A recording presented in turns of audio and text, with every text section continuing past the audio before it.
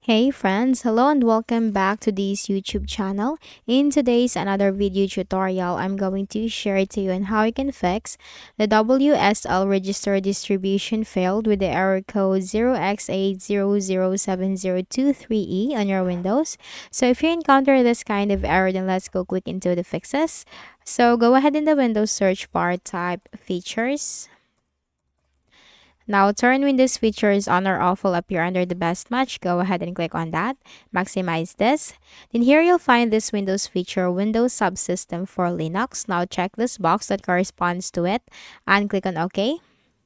Now, that will search for the required files and that will apply the changes, and it will state Windows completed the requested changes and you need to reboot your PC to install the requested changes. You have to click on the Restart Now button. So in my case, I'm not just going to click this because I'm still going to show you the next method if this isn't working in your case. So for the next method, go ahead in the Windows search bar and type PowerShell. Now you have to click on Run as Administrator in the right pane and paste this command.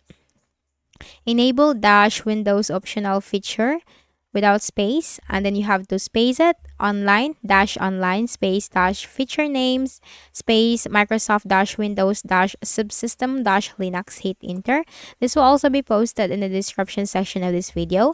Now, do you want to restart the computer to complete this operation? Now, then you have to click on the letter Y key on your keyboard. That stands for yes, and after that, that will restart your PC to apply the changes that you have made. So that's it. I hope this video helped you. Kindly please do not forget to hit the like button and subscribe to our channel for more videos and tutorials like this. Thank you for watching.